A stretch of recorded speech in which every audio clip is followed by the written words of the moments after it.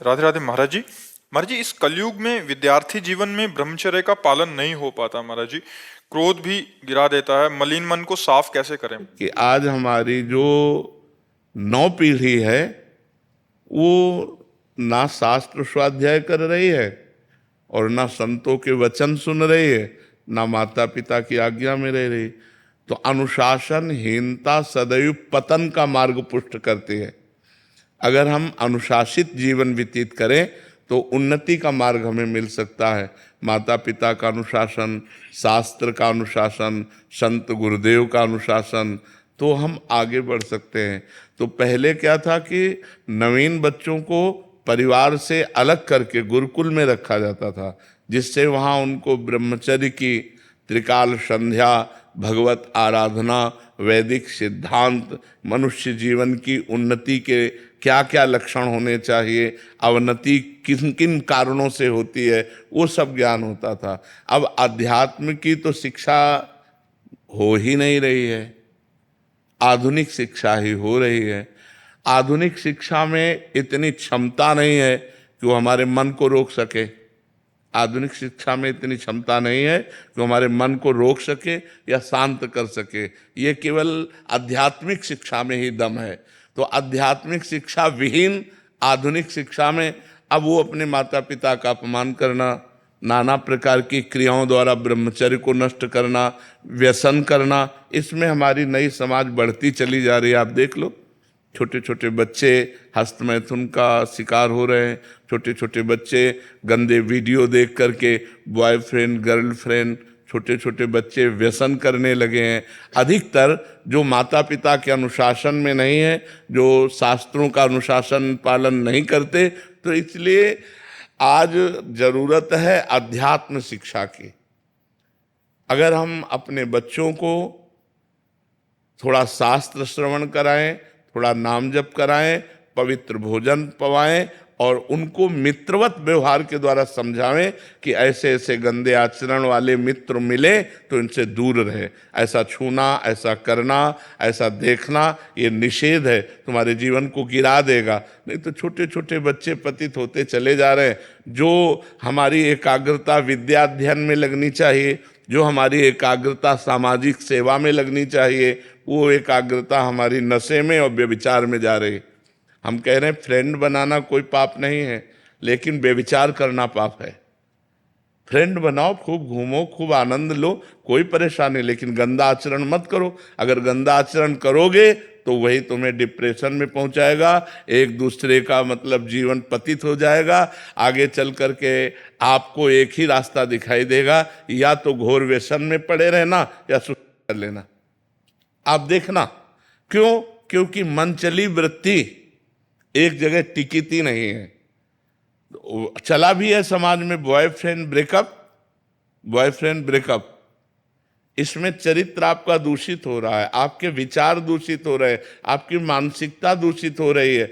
अब आप अपने जीवन को ऐसे गर्त में गिराने जा रहे हैं जो पूरे जीवन आपको दुख देगा, क्योंकि आप एक सद्गृहस्थ नहीं बन पाएंगे।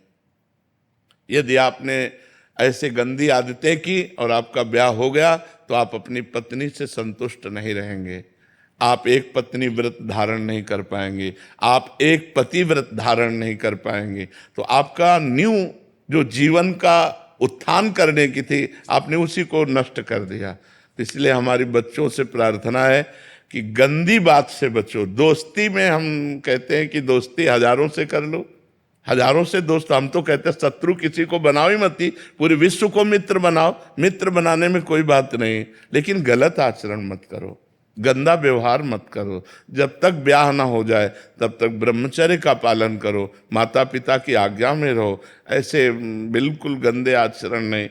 तो ये हमारे समाज का स्वरूप बिगड़ता जा रहा है। इसे आप ही लोग मिलकर संभाल सकते हो, माता पिता। और अगर आप सुधरो, आप सुधरो, आप सुधरो तो सुधर गए समाज। हम दूसरे को सुधारने की चेष्टा न करें। यदि हम अपने को व्यसन और व्यभिचार रहित बनावें तो हमारा समाज सुधर जाए। अगर हम एक एक आदमी सुधरना चाहे तो समाज सुधर जाए, लेकिन सुधरने के पक्ष में बहुत कम लोग हैं और बिगाड़ने और बिगड़ने के पक्ष में बहुत सहजता है ना, उसमें सरलता है। सुधरना चढ़ाई चढ़ना है और बिगड़ना फिसलना है। फिसलने के लिए सब तैयार है और फिसलाने के लिए तैयार है, लेकिन चढ़ने और चढ़ाने के लिए अध्यात्म की तरफ, धर्म की तरफ, पवित्रता की तरफ ये बहुत कम रह गए हैं समाज में जो ऐसा चलना चाहे। एक 12 वर्ष का बच्चा यहाँ बैठ के कह रहा है, मैं हस्त मैं तुमसे परेशान हो चुका हूँ। तो हम कहा कितनी आयु है?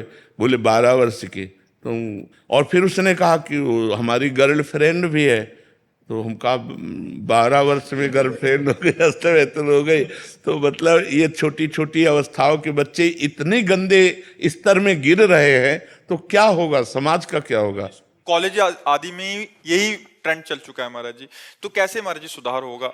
जैसे आप कह रहे हैं कि दोस्ती करने में कोई दिक्कत नहीं, बट वो अपनी इंद्रियों पे काबू ना करने के कारण फिर वो उस फिसलन में नहीं, हम जैसे अपनी बहन के साथ भी तो रहते हैं घर में।